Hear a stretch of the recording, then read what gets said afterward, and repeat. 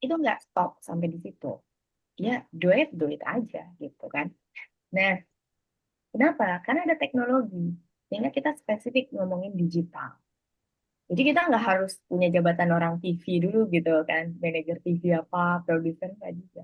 Kita semua bisa. Tinggal lihat di GPT misalnya, buatkan saya eh, satu script writer ini itu dan segala macam. Dulu sebelum media digital ini ada, sebuah produk visual itu tuh terdiri dari 10 orang yang bekerja. Ada kameramennya, ada yang mixernya mungkin, ada yang skripnya, ada yang ya macam-macam, ada yang ngurusin outfitnya misalnya. Sekarang enggak, kamu duduk dari kamar, dari kebun, dari macam-macam dah itu kamu lihat di TikTok, lihat di mana, itu bisa menjadi sebuah pesan, sebuah informasi, sebuah makna yang sampai. Tergantung apakah si pembuat pesan itu menargetkan A dan itu nyampe, atau ternyata kok nyasarnya ke si B. Contoh tadi sederhana siapa tuh, udah pernah ngeliat videonya saya gitu. Apakah saya meniatkan dan kenal ke kamu kan enggak, belum tentu gitu. Ternyata udah pernah ngeliat tuh. Itu algoritma, walaupun algoritma juga bisa diatur dan bla bla bla, itu teknis gitu. Itu kira-kira mungkin Pak Atma dan teman-teman. Ada pertanyaan teman-teman? Atau ada yang ingin menyampaikan storytelling? Jadi konsep storytelling idealnya adalah distribusi storytelling mata kuliah ini ya adalah digital. Ingat ya. Kalau kemudian kalian menyampaikan di ruangan, itu bukan konsep dari mata kuliah ini.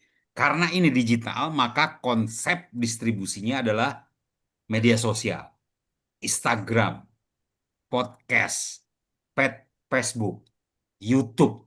Itu distribusinya ya. Ini ini baru digital storytelling. Kalau kemudian itu dalam sebuah ruangan itu masuk storytelling nggak, Pak? Masuk. Cuma konsepnya bukan digital. Kecuali ya dalam ruangan itu kemudian kamu distribusikan lagi dalam bentuk atau format media sosial. Itu bisa digital. Paham? Pak mau Pahami tanya dulu Pak, itu ya. Ya. kalau storytelling di dunia digital, apakah kita perlu memperhatikan algoritma digital tersebut gak pakai sosmed gitu, YouTube, Instagram, TikTok itu apa perlu kita kita teliti juga Pak algoritmanya? Silakan mulailah. Ini selebgram. Ya boleh ya kan TikToker Pak. Ya, algoritma ya perlu, tapi pembahasan kita tidak di situ. Algoritma, tagar, segala macam ya, itu kan untuk memperbanyak audiens, memperbanyak view ya. Mungkin seperti itu ya.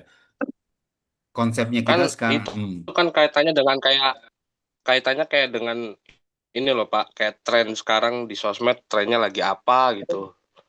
Gitu loh Pak. Jadi kan mau nggak mau kan si konten kreator ini kan harus tahu juga algoritmanya seperti apa. Apakah harus menyampaikan storytelling digital itu durasinya harus 10 menit kah atau 5 menit kah? Silakan Bu. Ini Dan udah ada yang mau jadi TikTokers dan selebgram. atau Enggak Pak, enggak juga Pak. Cuman Ya nggak penasaran apa-apa. aja Pak. Kan bisa monetize juga. Bu Laila mungkin udah monetize mungkin. Atau izin jawab ya. Jadi sebenarnya ada orang yang memang dia spesialis dengan tujuan dan target. Nah, dengan tujuan dan target yang memang dia kepingin menjadi seorang influencer. Nah, influencer itu banyak pilihannya. Ada yang menjadi storyteller, ada yang dia pengen menjadi seorang aktivis lingkungan, aktivis politik, pengamat, atau dan segala macam. Pada akhirnya, kehidupan yang nyata itu dibawa kepada masyarakat digital. Konsepnya sesederhana itu sebenarnya. Jadi sebenarnya, cuman di dalam masyarakat digital, targetnya tuh harus ditentukan gitu ya, kalau mau serius gitu. Karena misalnya Bapak tuh pengen menjadi seorang, Pak Johannes, saya boleh tahu nggak, kalau Bapak backgroundnya apa? Mhm. Oke. hukum. Nah, misalnya kita mengomentari yang baru pulang nih, yang sudah dikeluarkan, Tom Lembong misalnya gitu. Nah, dari kacamata hukum seperti apa menanggapi itu? Nah, itu mempengaruhi FYP karena apa? Ada sesuatu yang hot news-nya. Kalau dulu zamannya Pak Atma tuh di TV tuh ada breaking news. Mau kita lagi serius-serius nonton Shinchan ya, ada yang nonton Shinchan atau Doraemon, ya ada breaking news lewat. Atau misalnya kita lagi nonton apa, kalau bapak-bapak tuh Angling Dharma gitu. Nah kita nonton itu ada breaking news. Jadi stop lah itu cerita. Kita kalau di media digital itu ya ada FYP-nya. Ada tiba-tiba kita nggak kenal tadi siapa mbak siapa tuh, nggak, kita belum kenalan tapi nggak follow-followan mungkin, tapi tiba-tiba lewat nih si Laila Muka ini ngomongin apa, barangkali si mbak mbak siapa tadi mbak yang ngeliat video saya. Tasya Bu, Visti. Ya, Tasya mungkin lagi nge-like tentang konten-konten motivasi. Karena konten saya yang tadi itu ada hashtag di mana itu motivation atau reflection tentang ya motivasi hidup lah intinya kayak gitu. Jadi kalau misalnya pertanyaannya apakah algoritma mempengaruhi viralitas? Yes. Tapi kemudian algoritma itu bisa dipelajari? Yes. Sehingga kita bisa bilang, oh berarti saya harus tahu dulu algoritmanya. Enggak juga. Ada yang disebut, kalau ngomongin media digital, itu kita organik aja. Yang penting postingnya konsisten, kita tuh niche-nya kita. Fokusnya kita tuh apa? Gitu. Misalnya saya karena ngomongin motivasi gitu ya, udah saya ngajar, saya punya kesempatan sharing dengan Pak Atma, saya ngisi kegiatan. Misalnya nih kelas ini aja saya posting, itu bagian daripada reflektif atau satu konten yang saya ingin bagi ke orang-orang. Nanti tinggal saya susun aja storytellingnya mau apa yang mau disampaikan, pesannya mau apa yang mau disampaikan. Nah itunya tuh saat kita udah ngomongin katakan contoh Pak Johannes deh, saya mau ngomongin nih hukum di Indonesia terkait Tom Lembong. Kan yang nulis mereka juga banyak tuh. Ada yang konsepnya tempo itu karusel. Karusel tuh slide-slide gitu. Ada 5 slide, terus kita baca gitu ya informasinya. Itu satu. Ada yang bentuknya reels. Video 10 detik, 10 detik. 1 menit misalnya. Nah, di dalam 1 menit itu ada ceritanya. Ada hook-nya. Hook itu apa? Judulnya tuh harus spotlight gitu. Harus menarik. Misalnya, akhirnya Tom Lembong bebas. Itu kan orang ngejar pengen ngeklik. Apa nih? Karena relate bagi orang-orang yang ngikutin berita hari ini. Ya, gitu. Atau misalnya ada gempa di Maluku, efek daripada gempa di Rusia. Ikutin nggak? Jepang kemudian sekarang. Nah itu orang-orang yang mungkin kan sampai sana. Atau misalnya apa lagi? Terkait tambang kemarin rame. Semua pulau dari Papua, dari Maluku, Halmahera, semua ribut gitu ya. Karena merasa bahwa itu bagian daripada kita. Dan storytelling itu harus punya satu pesan yang, ih, kalau kata anak sekarang tuh, itu gue banget. Ih, kayaknya itu adalah bagian dari saya. Nah, Bapak sebagai orang hukum, misalnya background-nya, itu targetnya adalah orang-orang juga yang mungkin minatnya hukum. Belum tentu dia sarjananya hukum, tapi minat, punya minat. Mungkin gitu kira-kira yang jawabnya. Jadi agak panjang ya pertanyaan dengan jawabannya. Semoga menjawab. Gimana? Sudah berinteraksi dengan selebgram? Tepat, Mas. Nanti kelasnya akan semakin menarik. Pertemuan-pertemuan selanjutnya saya akan bawa teman-teman yang tentu dia adalah influencer digital storytelling dengan beda-beda background. Jadi nanti kita akan melihat perbedaannya dan tentu kalau belum punya Instagram atau TikTok, ini kelas yang wajib melihat ke sana karena kita akan membahas media digital ya. Jadi ada banyak faktor sebenarnya dalam mata kuliah ini, ya. Yang penting perkuliahan ini adalah mahasiswa itu memahami mana yang konvensional, ya, mana yang digital storytelling, ya. Pahamnya itu dulu, ya. Kalau kok digital itu ya harus ada video, Mas, audio, kalau perlu animasi, kalau perlu subtitle, kalau perlu bisa dilakukan dengan interaktif, ya. Bukan di panggung-panggung, nggak kayak gitu konsepnya. Karena distribusinya beda, digital, ya. Ada narasi di sana, kemudian ada apa visual yang harus kalian sampaikan. Tapi apa ya, kalau main di digital ini memang nggak semua orang suka ya. Ada juga kayak saya itu nggak terlalu suka main di digital, update-update, update-update kayak gitu ya di media sosial. Nggak terlalu suka karena ya cukup tahu aja informasi yang saya dapat paling cuma informasi terkini dari media-media mainstream gitu kan. Karena suka nggak jelas kalau eh, pertanggungjawabannya kalau tidak dari media mainstream. Tiba-tiba berita sampah, misalnya informasi sampah, misalnya karena dia memakai algoritma tadi, view-nya bisa sampai jutaan, padahal pesannya nggak ada di sana. Cuma apa gitu, 30 detik tiba-tiba view-nya bisa 1 juta. Oh, kok ada ya kayak gini?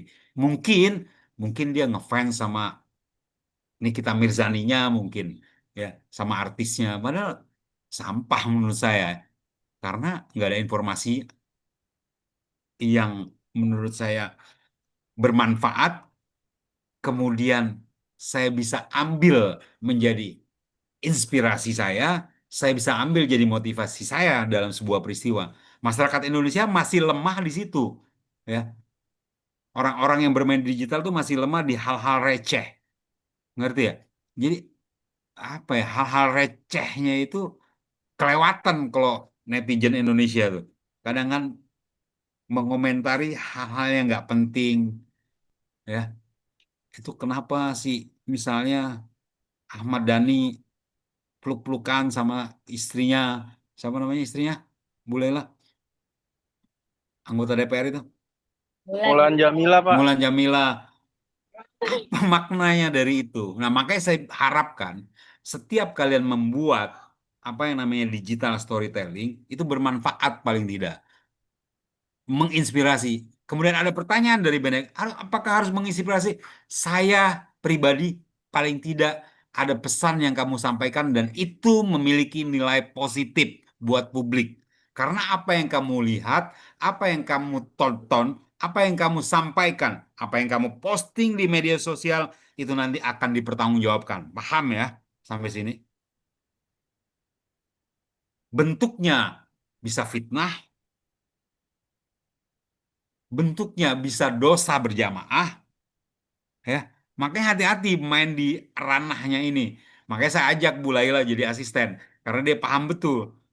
Kalau kalian sudah bermain di ranah yang nyaman, saya di digital cuma dapat informasi aja Pak. Saya nggak mau eh, eh, apa namanya buat-buat yang viral-viral gitu nggak Pak. Saya cuma info aja. Misalnya saya cuma follower Bu Laila aja supaya menginspirasi saya misalnya kan. Atau saya cuma lihat yang punya Tempo aja Pak, data-datanya bagus. Kalau kemudian kamu follow juga yang itu saya bilang tadi, menimbulkan fitnah, menimbulkan netizen maha benar, ya. Nikita Mirzani nggak jelas. Nah, itu hindari yang kayak kayak gitu kalau kalian mau masuk benar-benar masuk dunia digital. Dan mata kuliah ini harus menjadi saringan kalian agar kalian bijak. Kalau kata orang, bijak dalam bermedia sosial. Paham sampai sini? Ada yang mau ditanyakan? Nggak terasa ya kuliahnya luar biasa Bu Laila udah mau jam 3 aja. Pak udah mau tanya Pak, Tanya boleh. Waduh, luar storytelling biasa ini. gitu, Pak. Aktif, saya suka nih mahasiswa aktif gini nih. Silakan, Pak Benediktus. kan dulu tuh ini balik lagi ke proyekan dulu tugas saya Pak ya yang foto story nih. Dulu tuh kurator saya atau senior saya tuh bilang kalau foto story saya tuh harus ada unsur hooknya. Jadi fungsinya untuk mempertahankan si audiens atau si eh, tamu itu untuk bisa melihat foto foto story saya itu jauh lebih lama. Nah, itu caranya gimana, Pak? Entah itu dari fotonya atau dari captionnya atau bagaimana, Pak? Karena udah sempat jadi buku, Pak. Tuh saya jual bukunya karena nggak puas aja, nggak bisa dipamerin, Pak. Gitu, Pak.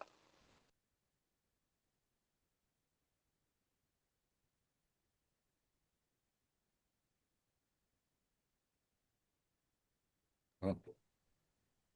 Jadi Benedictus ini menghasilkan karya yang kemudian tidak puas, ya gitu ya, yang Iya Pak, menurut. karena Hmm. kata senior saya itu atau kurator foto saya itu bilang foto story saya tuh hooknya kurang gitu Pak, kurang bisa menggait pembaca atau tamu Hmm. yang mau datang ke pameran gitu Pak katanya Pak. Jadi Caranya tuh gimana Pak? jadi gini nih, Benedictus, perspektif orang dalam teori komunikasi itu berbeda. Pahami itu dulu ya, Benedictus. Ya, perspektif orang. Setiap orang tuh berbeda. Tergantung bagaimana orang itu melihat. Ini perspektif komunikasi. Dalam teori use and gratification, media memang memiliki peranan yang sangat penting. Tapi perspektif manusia tidak bisa sama. Apa yang saya lihat dari karya Benedictus tentu berbeda dengan apa yang dilihat sama dosen di kampus sebelumnya. Itu cuma tujuannya sebenarnya adalah ya untuk memotivasi kamu aja supaya menghasilkan karya yang lebih monumental. Nggak ada karya yang jelek kok. Nggak ada hasil atau output dalam teori komunikasi itu jelek. Di awal saya bilang komunikasi itu penting. Kalau kamu memiliki hubungan baik sama dosen itu mungkin bisa aja kemudian karya kamu jadi bagus. Nggak bisa orang mengecilkan karya seseorang. Seburuk apapun itu adalah karya kamu. Dan itu paling tidak memuaskan diri kamu dan memuaskan audiens lain yang mungkin tidak tertangkap. Ya, ya mungkin nggak memuaskan dosennya, tapi pacar kamu misalnya, adik kamu, bagus kak, bagus, pasti begitu kan. Ya itu tadi perspektifnya yang berbeda. Jadi nggak bisa kamu pukul kemudian apa yang disampaikan oleh dosen itu tidak menarik, kamu kecewa, disappointed for it, disappointed for karya kamu, nggak bisa. Terlalu perspektifnya terlalu luas kalau menjelekkan karya orang. Sama karya karya Bu Laila tadi, saya sering kritis, nih apa sih kamu omong-omong aja, kritis. Tapi mungkin Anastasia tadi melihatnya, oh iya Bu, saya lihat di FYP kan berbeda. Oh iya Bu, sangat menginspirasi orang. Ya itu tadi, jangan baper kalau main di digital, ya. Karya foto itu bagian dari digital yang konvensional, ngerti ya? Nggak usah baper, Benedictus kamu baper gara-gara dosen kamu bilang jelek, Gak jangan. baper Pak, cuma bingung aja gitu loh Pak. Enggak, dosennya ini kurang jauh mainnya kalau kayak gitu. Itu waktu itu bukan dosen Pak, kuratornya dari Oh, antara antara news. oh, ya mungkin dia eh, punya syarat tertentu ya dari hasil atau karya yang harusnya menurut dia tuh baik tuh seperti ini. Ya, persyaratan-persyaratannya itu mungkin tidak terpenuhi oleh kamu, ya, kuratornya itu. Kuratornya juga fotografer kan? Iya Ya, Pak, iya iya Pak mungkin jurnalis. mungkin itu belum sampai message-nya, belum ada pesan yang menyentuh misalnya, menyentuh siapa? Menyentuh perasaan dia. Perasaannya dia loh, bukan perasaan saya. Menyentuh hatinya dia loh, bukan hati saya. Karena beda-beda setiap orang melihat sebuah karya. Ya, ngerti ya? Perspektif orang beda. Jadi udah nggak usah terlalu dipikirin eh, Ya Pak, Benedictus kayak gitu. Ini enggak Pak, bagian nggak dari terlalu dipikirin Pak. Aman, aman ya. aman Any Pak. question for me? Anything else? And Bu Laila? Eh, saya mau sedikit, Pak. Ya silakan.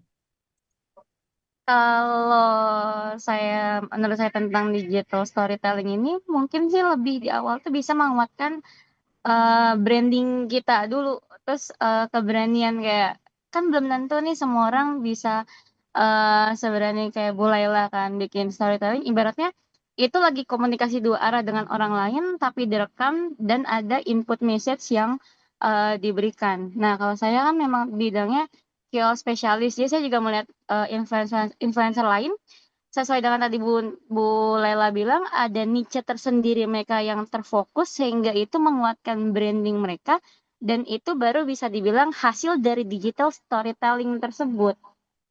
Beda cerita kalau misalnya mungkin tidak satu niche kayak digabung baru kayak mungkin akan mudah terskip. Jadi jadi storytelling yang dia ceritakan itu mental di satu titik aja. Jadi ketika ada yang inspiratif lain akan terpental. Itu mungkin sih Pak yang saya dapatkan ya.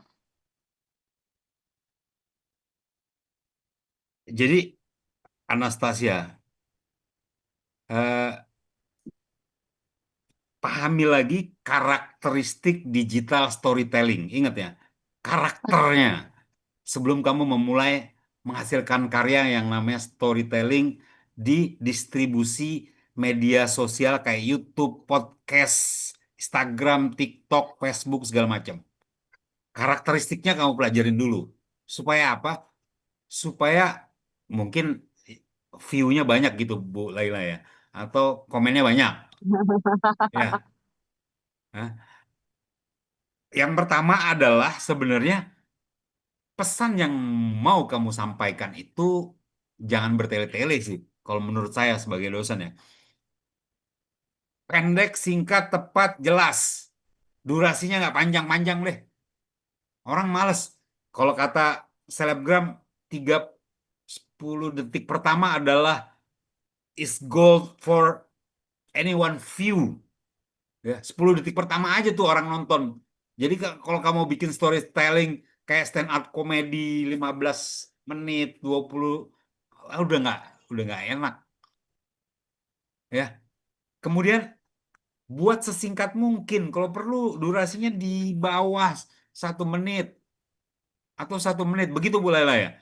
Ini teori yang saya dapat dari perguruan tinggi. Nggak perlu sampai 5-10 menit. Males orang udah. Lengkapi sama subtitle. Ya. Supaya menarik lagi apa? Kamu benar-benar menguasai materi. Ingat ya. Benar-benar menguasai materi storytelling. Kalau kamu Benediktus menguasai materi soal hukum, jangan coba-coba kamu cerita misalnya eh, soal apa teknologi misalnya. Kamu mau cerita misalnya, wah, saya sekarang sudah menggunakan drone digital out of the box yang bisa menerbangkan eh, apa namanya rudal dari Asia ke Eropa. Tapi yang bicara ahli hukum, jadinya ngawur nggak? Ya boleh, boleh aja. Tapi kamu harusnya berkaca sama diri dan kemampuan ya. Kemampuan kamu itu apa? Kemampuan saya hukum Pak. Ya cerita soal Tom Lembong yang baru divonis bebas. Cerita soal Hasto yang kemudian dapat amnesti dari Presiden Prabowo. Cerita kemudian kenapa yang mengumumkan itu adalah Dasko di DPR. Secara hukum pasti amnesti abolusi itu. Cerita itu. Jangan kamu coba-coba cerita soal kedokteran. Ibu-ibu melahirkan itu seperti ini. Ditonton orang, ditonton. Cuma kapabilitasnya ya berkaca saya bilang tadi. Kalau kemudian orang tahu bahwa kamu adalah orang hukum berbicara kedokteran, 378 itu namanya. Ya. Yang ketiga, kamu harus fokus dengan apa yang kamu sampaikan. Message-nya apa dulu? Fokusnya apa dulu? Berbicara tentang kebaikan, Bu Laila misalnya. Aku mau bicara tentang kebaikan ya udah berbicara tentang dia orang sosiolog ya cocok lah ngomongnya tentang kebaikan ya cocok nggak cocok ya kalau kemudian Bu Laila berbicara soal hukum ya belajar dulu sama Benediktus. Hah? Kemudian lengkapi gambar-gambar yang kamu apa mau sampaikan itu dengan gambar-gambar dengan narasi yang menarik dengan musik kan ada tuh kalau di TikTok ya musik aja Apa aja ada di TikTok gitu. Ya, bener nggak? Sehingga ini Ya Pak. bisa diakses semua orang di semua digitalisasi mania. Sehari cukup, tapi jangan banyak-banyak megang handphone. Kalian mentang-mentang, udah belajar storytelling nih dari Pak Atman nih. Tiap hari megang handphone. Tiap hari main digital. Tiap hari upload di WhatsApp, di media sosial. Ya nggak gitu juga. Mentang-mentang digital eranya, kalian nggak mau upload, upload, upload aja. Kalau itu nggak bermanfaat, ya ngapain kalian upload? Kalau saya ya. Tapi yang nggak bermanfaat justru di era digital ini disenangi orang, orang Indonesia ya khususnya. Sampah, ngerti ya? Sampah itu malah disenangin orang. Sampah dalam tanda kutip, informasi sampah. Saya juga nggak ngerti kenapa orang Indonesia suka yang kayak gitu. Makanya negara ini jadi agak susah maju. Orang udah bicara soal teknologi, sampai sekarang Indonesia nggak pernah bisa bikin mobil misalnya, nggak pernah bisa bikin handphone misalnya. Ya. Kalian nanti sebagai orang komunikasi harusnya meminta pertanggungjawaban sama mahasiswa-mahasiswa yang kuliah di teknik. Negara ini maju harusnya dasarnya tekniknya dulu, kayak Jepang. Jangan komunikasinya. Tekniknya bangun, kembangkan teknologi, baru ditutup sama komunikasi yang bagus. Jangan komunikasi yang bagus lama-lama politisi semua se-Indonesia itu. Ya. Minta pertanggungjawaban sama orang-orang teknik tuh. Indonesia ini dipertanggungjawabkan sama orang-orang teknik. Percuma ada anak-anak ITB, ada anak UGM yang kuliah di teknologi, planologi, tapi teknologi apa? Perkotaan, tapi kotanya berantakan lah. Kuliah di teknik mesin nggak bisa bikin mesin motor, bisanya ngoprek. Ya, sampai sekarang motor kita nggak bisa bikin. Motornya masih Honda, Yamaha, Honda, Yamaha. Kalau kita bikin atau made in Indonesia asli tentu ya namanya harusnya nama Indonesia misalnya lontong namanya itu made in Indonesia walaupun pabrikannya di Kerawang misalnya ya tetap aja itu made in Jepang. Nah, balik lagi ke digital. Nah, pangsa pasar atau orang-orang yang mengakses digital di Indonesia itu paling tinggi di dunia ya, salah satunya Indonesia. Karena orang Indonesia tuh suka yang kepo-kepo, yang stalking-stalking, ya, gitu bahasanya ya. Saya juga nggak terlalu paham itu. Yang apa sih? Makin dalam lah, pengen mengetahui misalnya siapa siapa artis eh, yang lagi berantem, Nikita Mirzani, makin dalam. Itu suka banget orang Indonesia. Ini itu lagi berantem.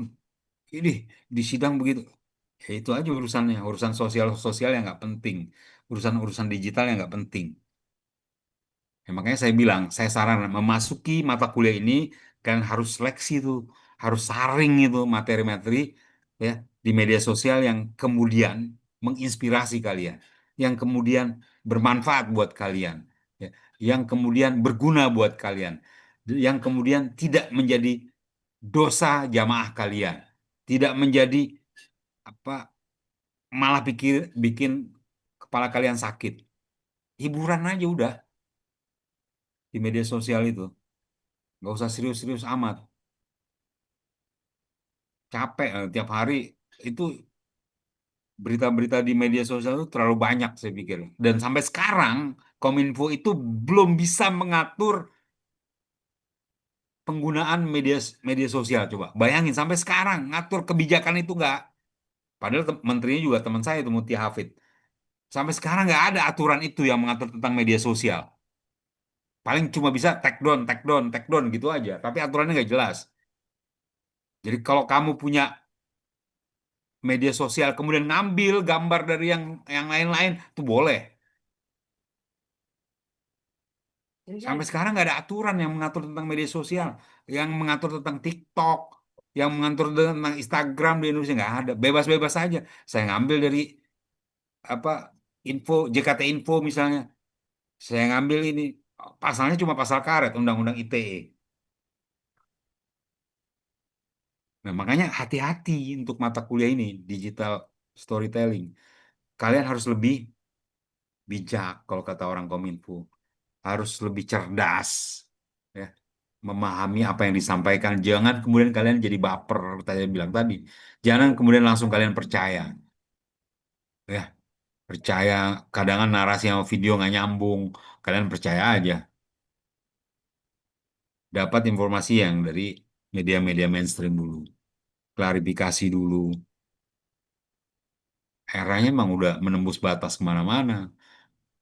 Kalau kamu main media sosial, bisa tuh kamu ngelihat media sosialnya orang-orang India, orang-orang Uzbek, orang-orang. Kalau udah ada penerjemahnya kok. Tinggal terjemahkan dalam bahasa Indonesia. Cet, udah kamu udah paham gitu. Oh, di sini India ini lagi kayak gini nih sekarang. Harus dewasa ya bermain digital storytelling ini.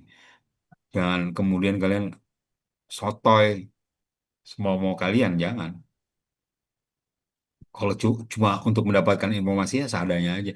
Jangan 1 kali 24 jam, 12 jamnya kalian main handphone terus. Tapi kan ini pekerjaan, Pak. Kalau pekerjaan boleh mungkin ya. Pekerjaan lo ya. Ini saya harus mengejar penjualan misalnya. Ya boleh.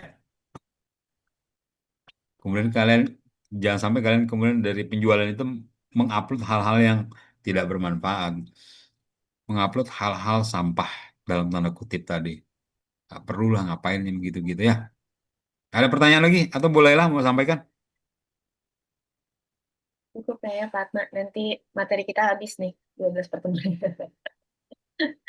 Nggak terasa ya kuliahnya udah jam 3. Luar biasa. Menginspirasi sekali mahasiswa saya ini. Vigo ini mahasiswa saya kelas reguler bukan? Rafael Vigo nih.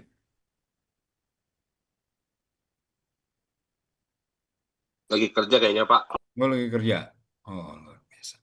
Ini tuh semester berapa ya Pak Atma? Ditanya sama Bu Laila, semester berapa Benediktis? Semester 2 sih Pak. Emang nggak tahu nih. Tapi kuartal 5 Pak.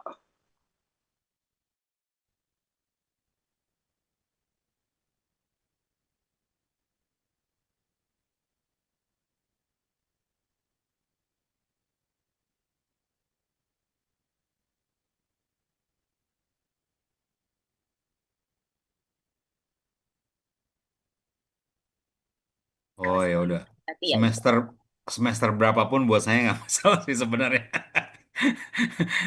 Yang penting kalian bisa mendapatkan ilmu yang bermanfaat lah ya, Pak Ronald ya. Pak Ronald di mana ini backgroundnya? Ini kayak caleg anggota DPRD mana ini?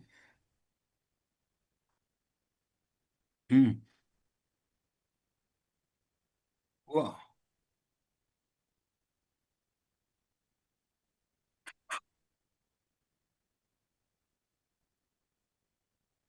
oh kepala sub bagian humas di mana Pak? Di daerah. Oh Komisi Kejaksaan. Oke, mantap Pak Ronald. Udah S3 masuk mau ngambil S1 komunikasi lagi ya. Waduh. Oh, ketemu saya lagi Pak Ronald kalau kayak gitu. Ada pertanyaan lagi teman-teman? Yulia Rahman ini yang presenter itu Bu Lela ya? Presenter check and recheck itu Yulia Rahman bukan? Bukan ya? Nah, kurang paham nih Pak. Ya, sebelum kita mengakhiri saya kira cukup ya sampai jam 3 lebih dikit ini. Ya, beberapa poin penting dari Recording stopped. mata kuliah ini adalah ya, digital storytelling itu adalah sebenarnya kalian bercerita secara digital. Itu bahasa bahasa umumnya ya. Bercerita secara digital. Nah, digitalnya apa? Itu tadi distribusi media sosial, YouTube, podcast, TikTok, Instagram, ya. Pahami itu ya, pokoknya ya. Cerita digital dengan mendistribusikan melalui media sosial, ya. YouTube segala macam dengan perangkat handphone, komputer, e-commerce, ya. Ada perangkatnya, internet, ya. Itu dulu kalian pahami. Jangan kalian masuk ke konvensional lagi, ya. Kalau apa yang disampaikan oleh Benedictus tadi, foto Pak, itu storytelling bisa, tapi itu konvensional. Jadi begitu masuk ke apa namanya digital, framingnya harusnya masuk ke YouTube, podcast segala macamnya itu turunannya, ya. Yang kedua, pahami karakteristik digital storytelling. Tadi siapa bertanya tadi? Visti, Firsty apa Visti ini? Iya, Pak. Firsti. Oh, susah betul ya. First, you are the first gitu ya. Yes, yes, Pak. Betul. Ya. Jadi karakteristik digital storytelling itu harus kamu pahami, karakternya ya. Ya. Karena ini harus berbasis teknologi digital. Paham ya? Harus berbasis teknologi digital. Tapi kan storytelling bisa, Pak. Tidak digital. Ya ini mata kuliahnya digital soalnya. Storytelling bisa lewat komik, lewat lisan, komunikator yang disampaikan oleh Nadia tadi boleh. Tapi ketika itu hasilnya diimplementasikan ke digital, maka itu adalah digital storytelling. Ya, penyampaian digital storytelling itu harus singkat. Kalau perlu saya sampaikan tadi, Bu Laila ya, nggak lebih jadi dari 1 menit. Supaya apa? Supaya pesannya sampai dan fokus pada satu pesan. Paham ya? Boleh nggak Pak 5 pesan? Boleh. 100 pesan boleh. Tapi jadi nggak fokus. Bececeran kalau kata orang sekarang. Kamu mau nyampein apa sih? Mau nyampein misalnya eh, pemerintahan sekarang, kondisi pemerintahan sekarang. Tapi kamu nyampeinnya banyak banget. Misalnya Presiden Pak Prabowo sekarang seperti ini Pak, membina hubungan baik dengan luar negeri, dengan Amerika, kemarin dapat pajak segala macam. Tapi menterinya sepertinya tidak mendukung. Udah, udah kemana-mana. Menteri kemudian ada juga Pak, setelah menteri, wakil menteri juga melakukan lobby dengan nggak fokus, kepanjangan. Prabowo cerita soal teks yang diturunkan dari 32 ke 19%. Fokus. Utama yang kamu sampaikan. Misalnya, kamu mau unboxing. Misalnya, unboxing bagian dari storytelling? Ya. Kamu baru beli handphone misalnya, ya, Samsung terbaru misalnya. Ini Samsung ya fokus aja ke Samsung, jangan melebar kemudian ke iPhone lah, jangan melebar kemudian ke pembanding yang lainnya. Tapi boleh kan? Boleh. Tapi jadi nggak fokus. Karena pesan yang kamu sampaikan adalah kamu mau unboxing handphone yang kamu beli. Ya, karakter lainnya apa? Ya, suaranya ada, subtitlenya ada, gambarnya ada, musiknya ada. Tapi storytelling itu bisa, Pak ya. Nggak pakai gambar, bisa. Ada pernah dengar apa yang namanya dialog, ada yang namanya monolog, ada yang namanya testimoni. Pernah dengar ya?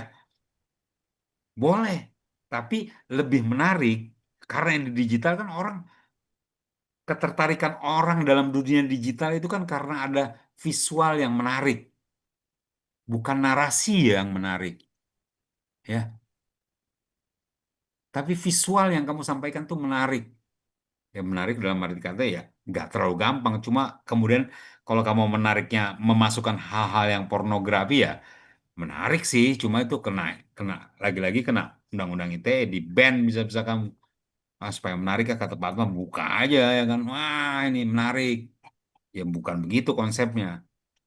Itu menariknya tapi aneh itu.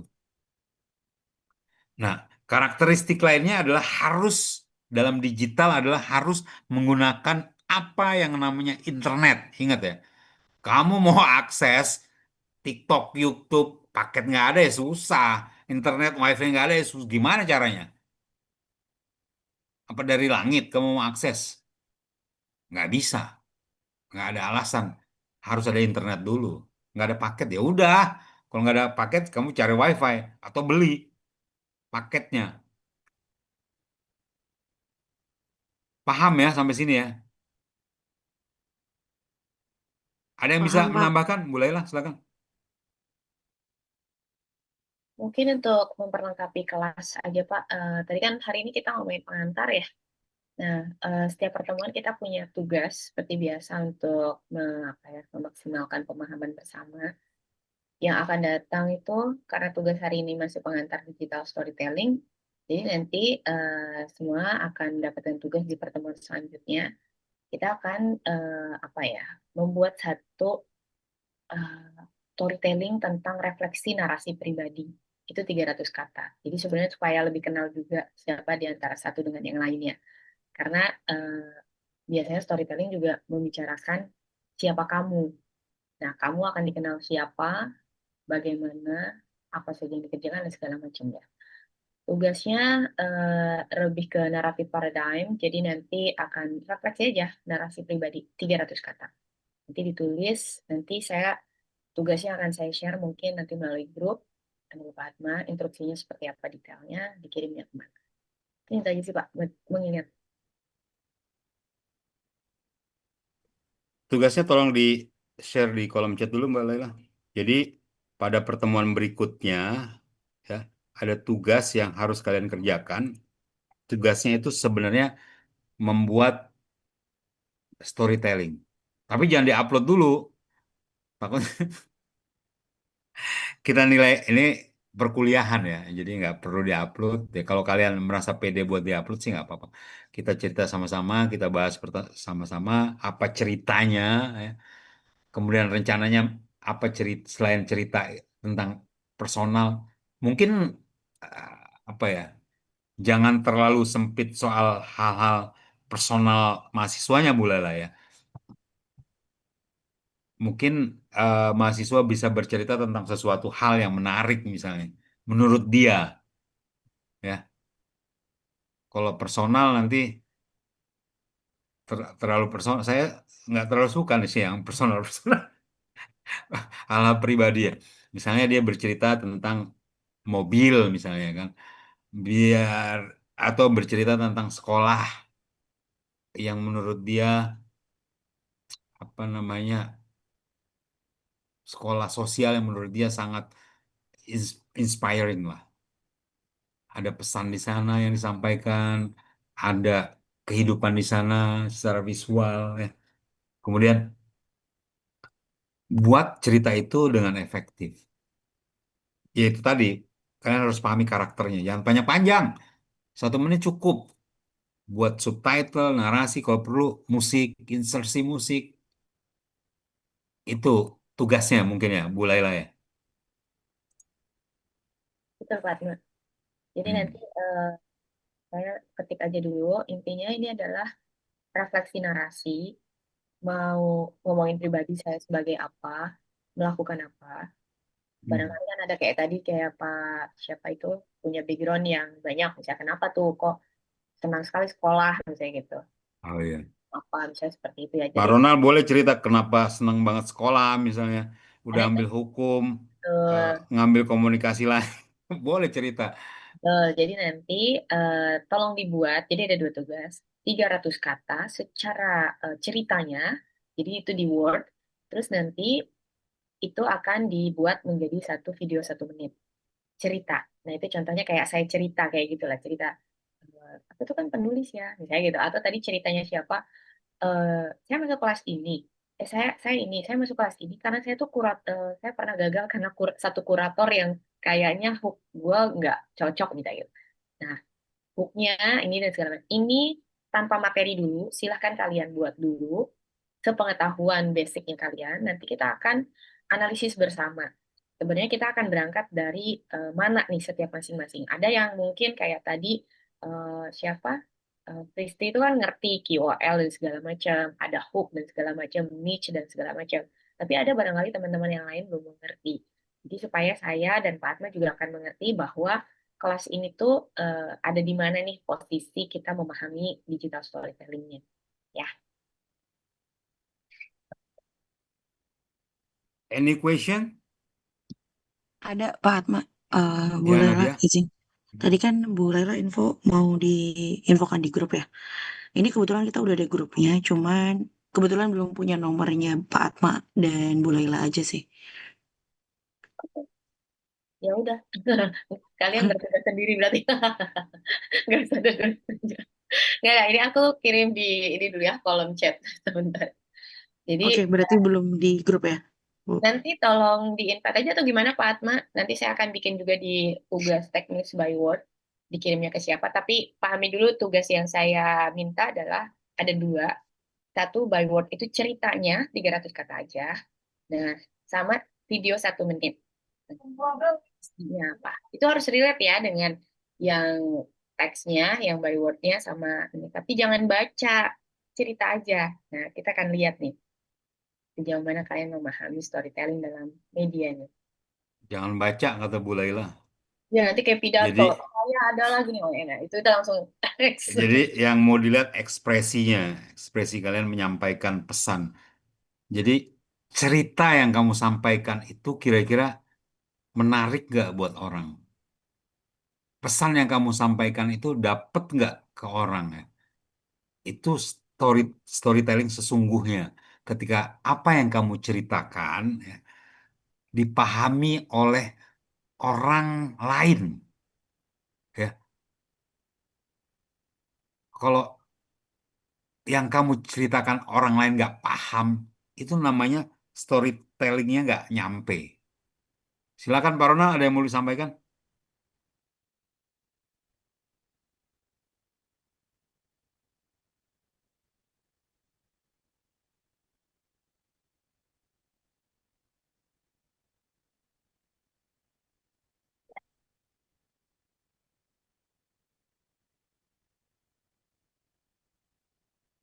Oh ya, saya dan ya, jangan atau dan maksudnya. Jadi ada 2 tugas. Jadi Jadi tolong dipahami ya, digital itu adalah distribusi media sosial. Ngerti ya? Pahami itu dulu. Kalau kalian belum menyampaikannya kepada media sosial, tapi ini materi-materi yang akan kamu sampaikan jangan dulu diupload ke media sosial. Ini kan kelas ya.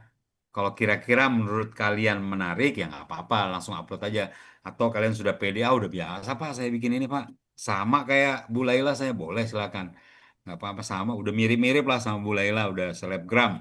Ya nggak apa-apa. Tapi kalau belum pede, mari kita bahas bareng-bareng nanti pada pertemuan berikutnya apa yang kalian sampaikan ya. Ingat, sampaikan apa yang kalian pahami. Ngerti ya? Pak Ronald, oke ya. Pak Ronald, ya kalau udah yakin bahwa ini tidak mengandung unsur yang kemudian sara misalnya, tidak negatif ya kan, ya umum-umum lah, tidak menjelek-jelekan ya kan, kemudian tidak melanggar apa yang namanya undang-undang ITE nggak apa-apa, udah biasa saya Pak, nggak apa-apa, ya udah nggak apa-apa, karena toh aturannya memang di media sosial itu memang belum ada, saya bilang tadi Kominfo sampai sekarang belum ada yang mengatur tentang media sosial, asosiasinya juga belum ada saya lihat. Ya. Tapi sesuai keilmuan kalian ya. Pak, saya mau cerita secara personal aja, personal saya. Boleh. Itu storytelling juga. Misalnya Nadia mau cerita, Saya Nadia Hoirunisa sehari-hari sebagai ibu rumah tangga atau sehari-hari sebagai eh, TNI atau polisi, ya. Kehidupan saya menempati rumah di sini, di apartemen ini, segala macam. Boleh kayak gitu, ya. Yang ringan-ringan aja lah. Ya. Tapi kalian kalau mau membahas isu-isu terkini, hati-hati. Jangan sampai salah, karena menyangkut orang lain ya. Gawat kalau Tapi kalau kalian ngebahas yang kira-kira benda mati ya nggak apa-apa. Ini gelas apa misalnya? Ini apa namanya buku apa misalnya? Kalau isu-isu agak harus hati-hati ya. Karena takut salah misalnya kamu menyebutkan misalnya terbalik misalnya Pak Runal ya. Eh, Tom Lembong mendapat amnesti. Eh, Hasto mendapat abolisi. Terbalik kan? Itu kan artinya salah, ya. Jangan sampai itu salah maksud saya. Kalau menanggapi isu suka itu, yakinkan, dibuatkan narasinya dulu, ya. Jangan sampai terbalik-balik, ya. Kamu sebut misalnya Presiden Indonesia, Kapolri, misalnya Listio Pramono, ya salah itu. Kamu upload lagi di media sosial, dirujak langsung sama netizen yang terhormat, ya. Begitu pertanyaan enggak? Pertemuan menarik, berkualitas pada siang hari ini, ya. Bapak Sayang, izin hmm, bertanya, ya, kalau Fitri. kalau videonya dicombine dengan kayak latar belakang nggak langsung ekspresi kita, misalnya kan satu kita sambil bercerita, abis itu kita tambahin kayak mungkin suasananya atau bagaimana itu boleh atau only kita aja? Aku izin jawab ya Pak Atma. Ya, silakan. Jadi ini silahkan sekreatif mungkin kalian buat. Belum ada instruksi secara detail mau kayak gimana. Mari kita akan analisis bersama supaya saya dengan Fatma akan melihat kita menangkap storytelling digital storytelling itu seperti apa gitu ya. Jadi yang pertama apapun yang tadi disampaikan di hari ini ditangkap, kemudian saya mau minta refleksi narasi sebanyak 300 kata by word. Jadi kalian tuh mau ngapain intinya, kalian mau cerita apa. Kemudian tugas keduanya, kalian harus membuat satu video 1 menit saja, tidak boleh lebih. Kalau lebih berarti sudah pasti itu gagal, tugasnya tidak diterima. Itu relate dengan cerita yang kalian tulis dengan 300 kata, tapi bukan baca. Nah, ini perbedaannya. Nanti, soalnya di pertemuan selanjutnya, kita akan membahas unsur cerita dan analisis konten digital.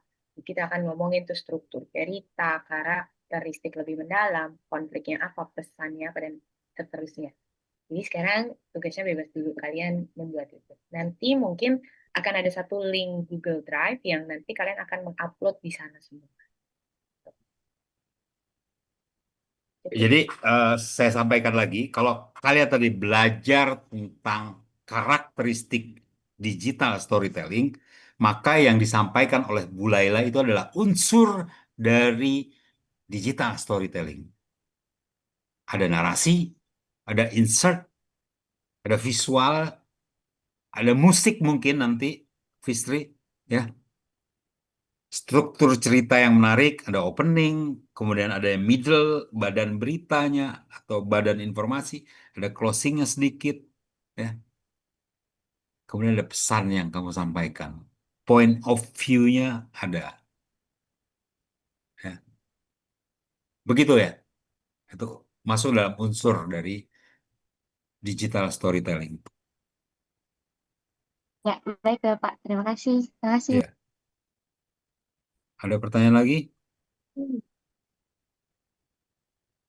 Sudah cukup, Pak Atma. Tapi Cukup ya. mungkin untuk besok, contohnya jangan Nick Mir lagi, Pak. Yang lagi hype in itu donat tipingkan mambu, Pak. 2 juta fast track. Oh iya, Donat Itu yang cepingkan lagi hype mambu. in tuh, Pak. Iya. Oh ya. Tapi bentuknya saya nggak pernah lihat donatnya kayak, kecuali kamu tahu pernah megang donatnya kayak apa ya? Pernah kamu megang donatnya? Jangan Lihat sampai di malah review aja sih, Pak. Lihat di review aja sih, Pak. Yang katanya Oh, odading dadi itu, nggak Pak. jadi kan? Oh, dadi nggak jadi. nggak. Saran saya kamu yang kamu pahami itu yang saya pahami adalah barang yang kemudian kamu pahami betul. Misalnya kamu ngomongin soal donat ya donat, donat aja. Jangan kemudian ada isu baru kamu timbulkan lagi. Kamu bahas donat buatan mama kamu menurut saya lebih menarik daripada Nikmir. Ya, Nikmir. Apa namanya donat apa? Pingkan Pingkan mambo. mambo, Pak. Pingkan mambo, Nah, Pak. Pingkan mambo. bentuknya saya nggak tahu kayak gimana. Ini kan Pak, kita belajar ya nanti setelah itu mungkin ada isu-isu yaitu tadi berdasarkan algoritma mungkin itu view-nya bisa tinggi kalau kamu ngebahas soal donat tingkat mambo. Tapi kan kita nggak belajar view yang tinggi dulu, kita nggak belajar algoritma yang kayak gimana, kita belajar bagaimana kamu menyampaikan storytelling yang sesungguhnya, ya, ngerti ya? Storytelling yang sebenar-benarnya tuh gini, menariknya ada emosionalnya, ada inspirasinya, ada motivasinya. Jangan ngekor kemudian kepada isu-isu yang saat ini lagi hype. Ya menarik sih itu menurut pandangan kamu, boleh aja. Ya, tapi itu nanti. Tapi boleh sih kalau kamu, menurut saya nggak apa-apa sih. Ngebahas donatnya pingkan bambu. Pak Atma kena framingnya Nick Mir berarti.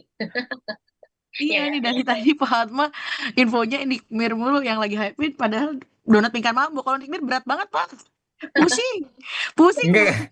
Itu saya mungkin nggak lihat. tanya Pak Atma sama Pak Johannes. Nick Mir. Tahu hukum soalnya. Kita agak beda kita. F&B. Ada pertanyaan nggak, teman-teman? Oke ya. Rasanya. Oke, Bu Laila mau disampaikan? Cukup Pak Atma mungkin nanti tadi grup aja kalau itu saya akan share. Oke, kalau masih ada videonya boleh difoto dulu. Kita foto dulu ya, untuk laporan ke akademik. Silakan dibuka kameranya. Silakan foto Mbak Laila. Oke ya. Nanti dimasukin ke grup ya. Open cam ya. Karena Ya buat boleh. absen. Ya, 3, 2, 1. Cheese. Tadi ini mahasiswanya ada berapa ya semuanya? Oh ya, di sini 28 tapi Kalau dikurangi. efektif seharusnya 29, Pak. Seharusnya. Oh, 29. Seharusnya 29. Tapi ini kayaknya join cuma Tadi sampai tiga 26. puluh kok.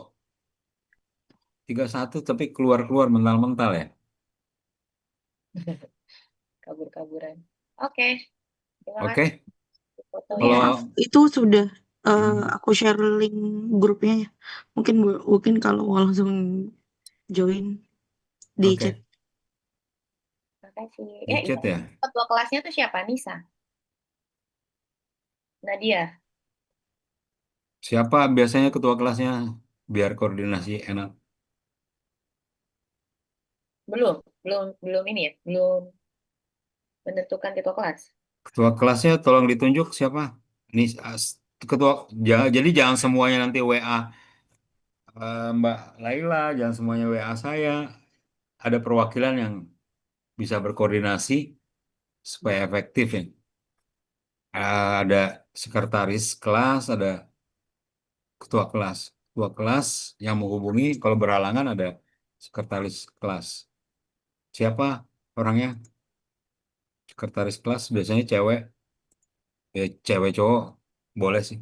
Jangan terlalu gender lah ya. Gimana nih Pak Atma gimana sih? Belum kayaknya ya, Wah. belum belum Ya dipilih. nanti di grup lah disampaikan ya siapa ketua. Kalian diskusi lah sebelum Pak Atma sama Mbak Laila masuk ke grup, kalian berdiskusi lah siapa kira-kira ketua kelasnya, terus kemudian kita masuk ya di grup ya. Itu aja mungkin. Terima kasih semuanya. Semoga bermanfaat. Terima kasih atas perkuliahan berkualitas sore hari ini. Saya akhiri. Selamat sore. Assalamualaikum warahmatullahi wabarakatuh.